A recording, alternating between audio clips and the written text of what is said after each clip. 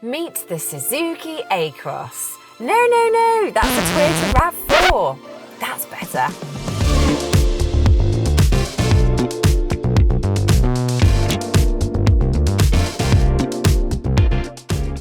Anyway, as we were saying, this is a Suzuki Across, and yes, it is almost identical to the Toyota RAV4, which means it's a dependable family SUV, an efficient plug-in hybrid, and the most expensive Suzuki ever.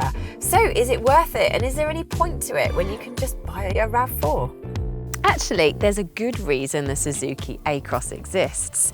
Because Toyota has a stake in Suzuki, and the idea of cloning cars like the RAV4 means that Suzuki can hit its corporate emissions regulations target. In design terms, you're essentially looking at pure RAV4 here, with a slightly tweaked nose that brings it in line with other Suzukis. It's not the most adventurous looking thing, but it is suitably chunky, and its high riding stance is entirely apt for an SUV, we reckon. It's a good size, this boot, at 490 litres. You will get more space in a non-plug-in hybrid. However, for a plug-in hybrid, it is about what you would expect, and it's a useful shape and has a low load lip, which means loading bulky items in and out is very easy. In fact, I took this to the beach and fully loaded it up, and it was a breeze. There is, of course, more space when you fold down all the seats, 1,168 litres of it. Oh, and an electric tailgate, which always feels like a premium touch on a car like this.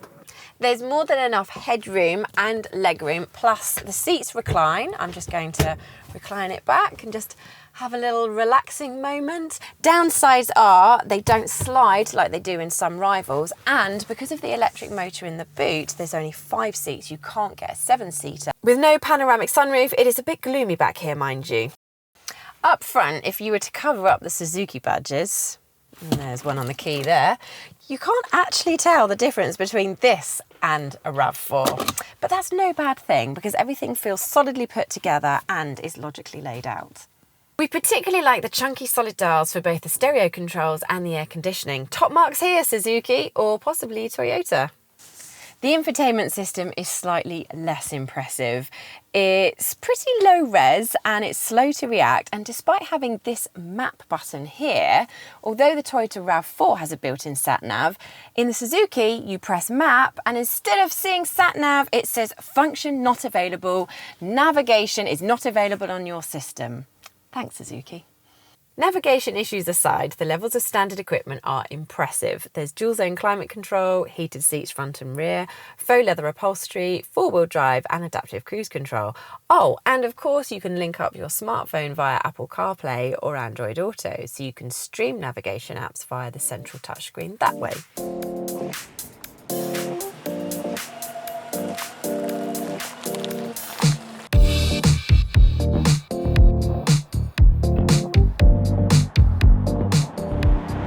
On the road, the twin electric motors, one at the rear and one at the front, combined with the 2.5 litre petrol engine, produce a collective horsepower figure of 306. And what that means is the Across can do 0 to 62 in just 6 seconds, which is among the best in class. The Vauxhall Grandland X does it in 6.1 seconds, and to give you an idea, a Kia Sportage plug-in hybrid, the two guises of that vehicle can do it in 7.9 seconds and 9.2 seconds.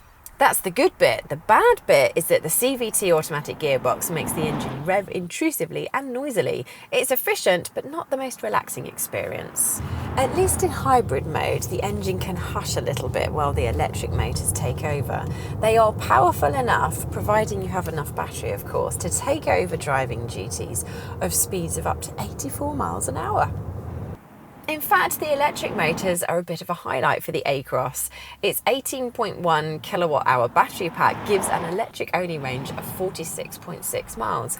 By comparison, a Ford Kuga hybrid will give you a maximum of 35 miles. When driving at higher speeds, and especially on the motorway, there's a surprising amount of noise.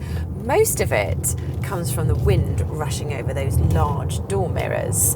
You also get an uncomfortable revving noise from the engine if you're going up hills or overtaking slower moving traffic.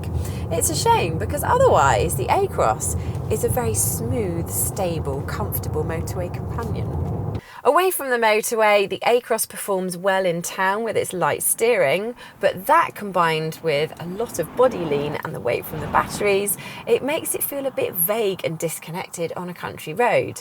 When cars such as the Mazda CX-5 and Ford Kuga prove that family SUVs can be fun to drive, that's just not quite good enough.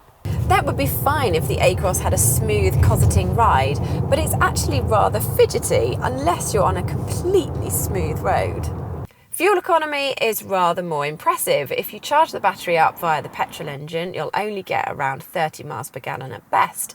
But in mixed driving with a fully charged battery, you can expect 50 miles per gallon from even relatively long journeys. And of course, if you do lots of journeys within the 46-mile electric range, you'll barely use any petrol at all. Criticisms of the way it rides and drives aside, the Across is a fine car.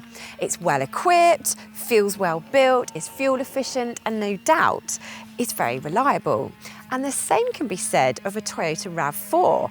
And a Toyota RAV4 entry level is cheaper than an Across. So unless you object to the Toyota RAV4's slightly cross-looking face, it's really hard to justify why you would pick a Suzuki over the RAV4.